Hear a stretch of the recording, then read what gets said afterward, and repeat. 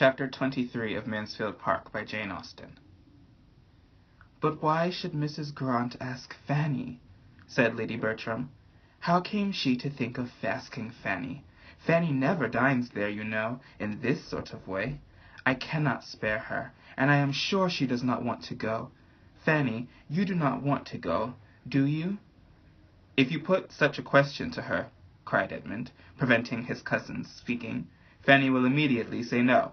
But I am sure, my dear mother, she would like to go, and I can see no reason why she should not." "I cannot imagine why Mrs. Grant should think of asking her. She never did before. She used to ask your sisters now and then, but she never asked Fanny." "If you cannot do without me, Mom," said Fanny in a self-denying tone, "but my mother will have my father with her all the evening."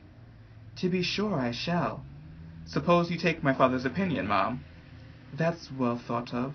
So I will, Edmund. I will ask Sir Thomas as soon as he comes in whether I can do without her." "As you please, Mom, on that head, but I meant my father's opinion as to the propriety of the invitations being accepted or not.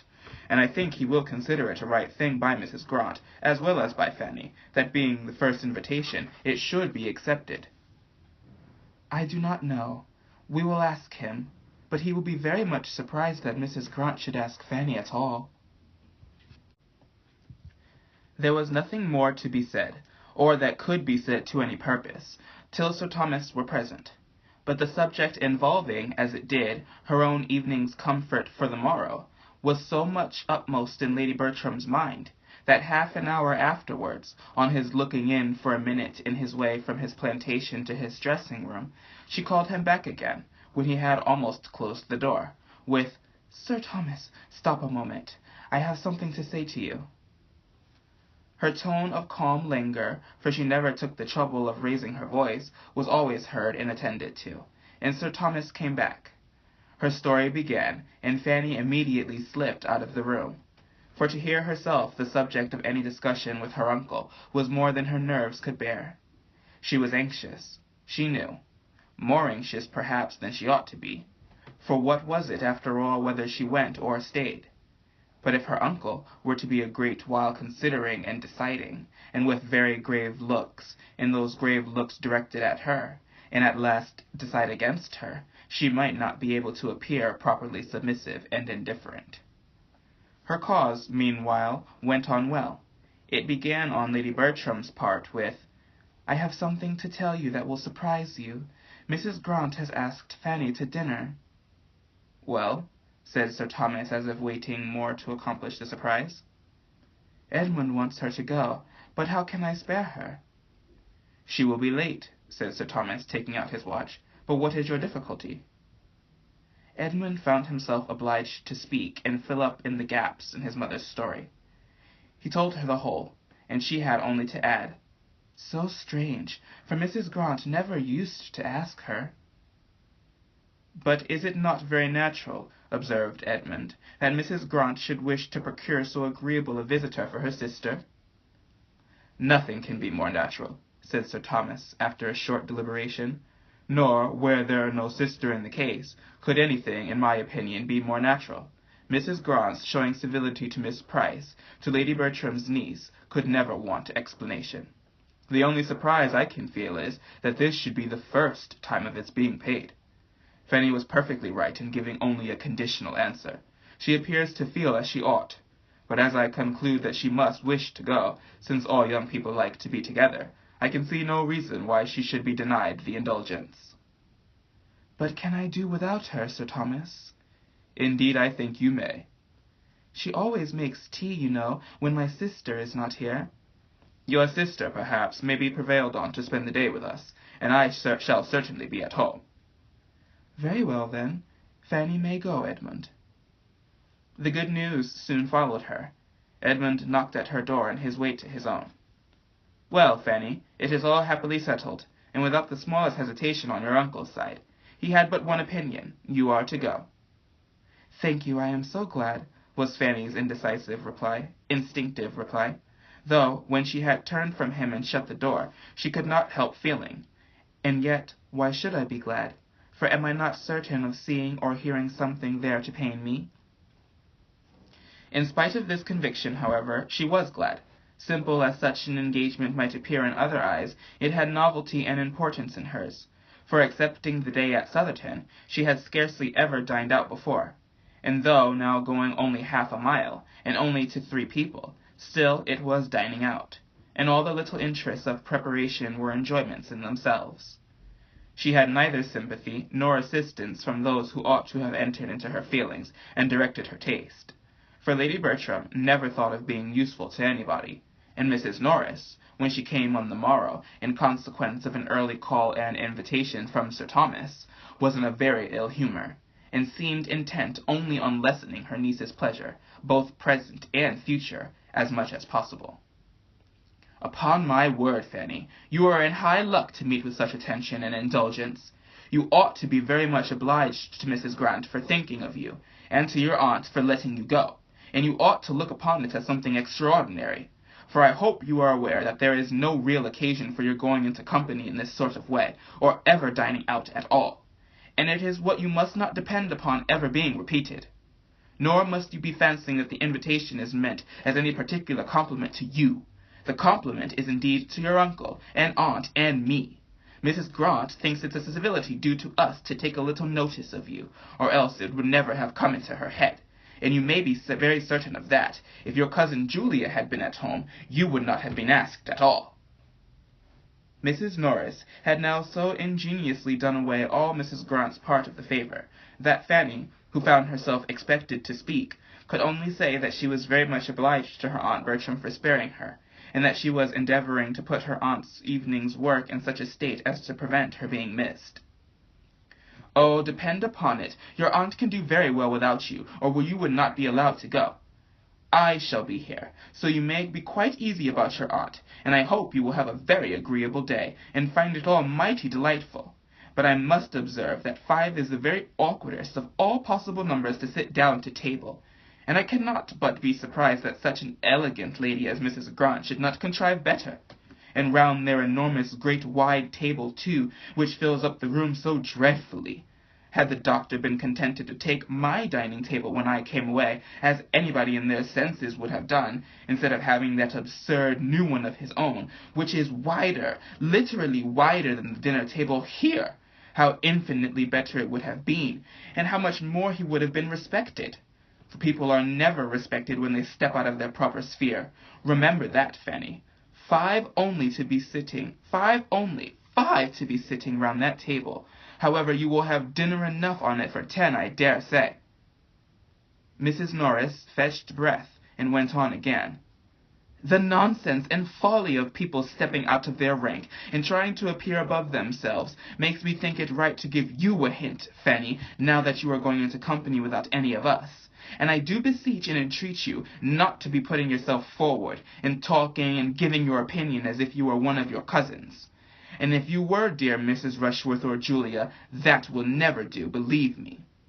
Remember, wherever you are, you must be the lowest and last. And though Miss Crawford is in a manner at home at the parsonage, you are not to be taking place of her. And as coming away at night, you are to stay just as long as Edmund chooses. Leave him to settle that. Yes, Mum, I should not think of anything else. And if it should rain, which I think exceedingly likely, for I never saw it more threatening for a wet evening in my life, you must manage as well as you can, and not be expecting the carriage to be sent for you.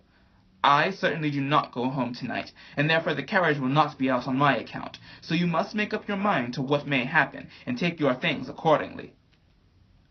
Her niece thought it perfectly reasonable. She rated her own claims to comfort as low even as Mrs. Norris could, and when Sir Thomas, soon afterwards, just opening the door, said, "Fanny, at what time would you have the carriage come round?"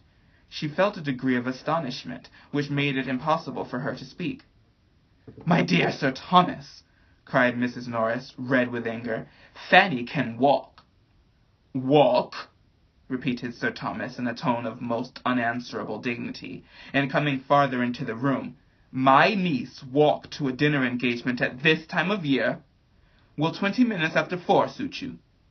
"Yes, sir," was Fanny's humble answer, given with the feelings almost of a criminal towards Mrs. Norris, and not bearing to remain with her in what might seem a state of triumph, she soon followed her uncle out of the room, having stayed behind him only long enough to hear these words spoken in angry agitation. "Quite unnecessary, a great deal too kind. But Edmund goes. True, it is upon Edmund's account. I observed he was hoarse on Thursday night." But this could not impose on Fanny. She felt that the carriage was for herself, and herself alone, and her uncle's consideration of her, coming immediately after such representations from her aunt, cost her some tears of gratitude when she was alone. The coachman drove round to a minute. Another minute brought down the gentleman, and as the lady had, with a most scrupulous fear of being late, been many minutes seated in the drawing-room, Sir Thomas saw them off in as good time as his own correct punctual habits required. "Now I must look at you, Fanny," said Edmund, with the kind smile of an affectionate brother, "and tell you how I like you. And as well as I can judge by this light, you look very nicely indeed. What have you got on?" "The new dress that my uncle was so good as to give me on my cousin's marriage. I hope it is not too fine, but I thought I ought to wear it as soon as I could, and that I might not have another opportunity all the winter. I hope you do not think me too fine." "A woman can never be too fine while she is in all white. No, I see no finery about you, nothing but what is perfectly proper. Your gown seems very pretty. I like these glossy spots. Has not Miss Crawford a gown of something the same?" In approaching the parsonage, they passed close by the stable-yard and coach-house. "Hey-day," said Edmund. "Here's company. Here's a carriage. Who have they got to meet us?" And letting down the side-glass to distinguish, "'Tis Crawford's. Crawford's barouche, I protest. There are his own two men, pushing it back into its own quarters. Here he is, of course. This is quite a surprise, Fanny. I shall be very glad to see him." There was no occasion, there was no time for Fanny to say how very differently she felt. But the idea of having such another to observe her was a great increase of the trepidation with which she performed the very awful ceremony of walking into the drawing-room. In the drawing-room Mr. Crawford certainly was, having been just long enough arrived to be ready for dinner, and the smiles and pleased looks of the three others standing round him showed how welcome was his sudden resolution of coming to them for a few days on leaving Bath. A very cordial meeting passed between him and Edmund, and with the exception of Fanny, the pleasure was general, and even to her there might be some advantage in his presence, since every addition to the party must rather forward her favourite indulgence of being suffered to sit silent and unattended to. She was soon aware of this herself, for though she must submit, as her own propriety of mind directed, in spirit of her Aunt Norris's opinion, to being the principal lady of the company, and to all the little distinctions consequent thereon, she found, while they were at table, such a happy flow of conversation prevailing, in which she was not required to take any part. There was so much to be said between the brother and sister about Bath, so much between the two young men about hunting, so much of politics between Dr. Crawford and Dr. Grant, and of everything and all together between Mr. Crawford and Mrs. Grant, as to leave her the fairest prospect of having only to listen in quiet, and of passing a very agreeable day. She could not compliment the newly arrived gentleman, however, with any appearance of interest, in a scheme for extending his stay at Mansfield and sending for his hunters from Norfolk, which, suggested by Dr. Grant, advised by Edmund, and warmly urged by the two sisters, was soon in possession of his mind, and which he seemed to want to be encouraged even by her to resolve on. Her opinion was sought as to the probable continuance of the open weather, but her answers were short and indifferent as civility allowed. She could not wish him to stay, and would much rather not have him speak to her. Her two absent cousins, especially Maria, were much in her thoughts on seeing him, but no embarrassing remembrance affected his spirits. Here he was again on the same ground where all had passed before, and apparently as willing to stay and be happy without the Miss Bertrams as if he had never known Mansfield in any other state. She heard them spoken of by him only in a general way, till they were all reassembled in the drawing-room, when Edmund, being engaged apart in some other matter of business with Dr. Grant, which seemed entirely to engross him, and Mrs. Grant, occupied at the tea-table, He began talking of them with more particularity to his other sister. With a significant smile, which made Fanny quite hate him, he said, "So, Rushworth and his fair bride are at Brighton, I understand. Happy man." "Yes, they have been there about a fortnight, Miss Price, have they not? And Julia is with them." "And Mr. Yates, I presume, is not far off." "Mr. Yates? Oh, we hear nothing of Mr. Yates. I do not imagine he figures much in the letters to Mansfield Park, do you, Miss Price? I think my friend Julia knows better than to entertain her father with Mr. Yates." "Poor Rushworth and his 42 speeches," continued Crawford. "Nobody can ever forget them. Poor fellow! I see him now. His toil and his despair.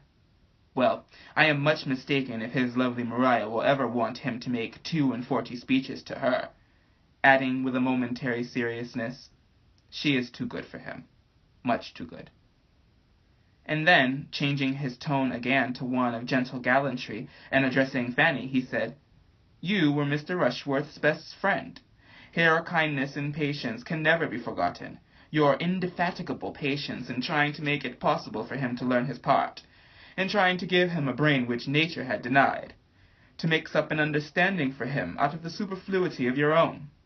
He might not have sense enough himself to estimate your kindness, but I may venture to say that it had honor from the rest of all the party." Fanny colored and said nothing. "It is as a dream, a pleasant dream," he exclaimed, breaking forth again after a few minutes' musing. "I shall always look back on our theatricals with exquisite pleasure. There was such an interest, such an animation, such a spirit diffused. Everybody felt it. We were all alive. There was employment, hope, solicitude, bustle for every hour of the day. Always some little objection, some little doubt, some little anxiety to be got over. I was never happier." With silent indignation, Fanny repeated to herself, "Never happier. Never happier than when doing what you must know was not justifiable. Never happier than when behaving so dishonorably and unfeeling. Oh, what a corrupted mind! We were unlucky, Miss Price," he continued, in a lower tone to avoid the possibility of being heard by Edmund, and not at all aware of her feelings. "We certainly were very unlucky. Another week, only one other week, would have been enough for us. I think if we had had the disposal of events, if Mansfield Park had had the government of the winds just for a week or two, about the equinox, there would have been a difference. Not that we would have endangered his safety by any tremendous weather, but only by a steady contrary wind, or a calm. I think, Miss Price, we would have indulged ourselves with a week's calm in the Atlantic at that season." He seemed determined to be answered, and Fanny, averting her face, said, with a firmer tone than usual, "As far as I am concerned, sir, I would not have delayed his return for a day. My uncle disapproved it so also entirely, when he did arrive, that in my opinion everything had gone quite far enough." She had never spoken so much at once to him in her life before, and never so angrily to anyone, and when her speech was over, she trembled and blushed at her own daring. He was surprised, but after a few moments' silent consideration of her, replied in a calmer, graver tone, and as if the candid result of conviction, "I believe you are right. It was more pleasant than prudent. We were getting too noisy." And then, turning the conversation, he would have engaged her on some other subject, but her answers were so shy and reluctant that he could not advance in any. Miss Crawford, who had been repeatedly eyeing Dr. Grant and Edmund, now observed, "Those gentlemen must have some very interesting point to discuss." "The most interesting in the world," replied her brother. "How to make money, how to turn a good income into a better. Dr. Grant is giving Bertram instructions about the living he is to step into soon. I find he takes orders in a few weeks. They were at it in the dining parlor. I am glad to hear Bertram will be so well off. He will have very pretty income to make ducks and drakes with, and earned without much trouble. I apprehend he will not have less than 700 a year. 700 a year is a fine thing for a younger brother, and of course, as he will still live at home, it will be all for his menu plaisirs, and a sermon at Christmas and Easter, I suppose, will be the sum total of sacrifice." His sister tried to laugh off her feelings by saying, "Nothing amuses me more than the easy manner with which everybody settles the abundance of those who have a great deal less than themselves. You would look rather blank, Henry, if your menu plaisirs were to be limited to 700 a year." "Perhaps I might, but all that, you know, is entirely comparative. Birthright and habit must settle the business. Bertram is certainly well off for a cadet of even a baronet's family. By the time he is 4 or 25, he will have 700 a year, and nothing to do for it." Miss Crawford could have said that there would be something to do and to suffer for it, which she could not think lightly of, but she checked herself and let it pass, and tried to look calm and unconcerned when the two gentlemen shortly afterwards joined them. "Bertram," said Henry Crawford, "I shall make a point of coming to Mansfield to hear you preach your first sermon. I shall come on purpose to encourage a young beginner. When is it to be? Miss Price, will not you join me in encouraging your cousin? Will not you engage to attend with your eyes steadily fixed on him the whole time, as I shall do, not to lose a word, or only looking off just to note down some sentence preeminently beautiful? We will provide ourselves with tablets and a pencil. When will it be? You must preach at Mansfield, you know, that Sir Thomas and Lady Bertram may hear you." "I shall keep clear of you, Crawford, as long as I can," said Edmund, "for you would be more likely to disconcert me, and I should be more sorry to see you trying at it than almost any other man." "Will he not feel this?" thought Fanny. "No, he can feel nothing as he ought." The party being now all united, and the chief talkers attracting each other, she remained in tranquillity, and, as a whist table was formed after tea, formed really for the amusement of Dr. Grant by his attentive wife, though it was not to be supposed so, and Miss Crawford took her harp, she had nothing to do but to listen, and her tranquillity remained undisturbed the rest of the evening, except when Mr. Crawford now and then addressed to her a question or observation which she could not avoid answering. Miss Crawford was too much vexed by what had passed to be in a humour for anything but music. With that she soothed herself and amused her friend. The assurance of Edmund's being so soon to take orders, coming upon her like a blow that had been suspended, and still hoped uncertain and at a distance, was felt with resentment and mortification. She was very angry with him. She had thought her influence more. She had begun to think of him. She felt that she had, with great regard, with almost decided intentions. But she would now meet him with his own cool feelings. It was plain that he could have no serious views, no true attachment, by fixing himself in a situation which he must know she could never stoop to. She would learn to match him in his indifference. She would henceforth admit his attentions without any idea beyond immediate amusement. If he could so command his affections, hers should do her no harm. End of chapter 23.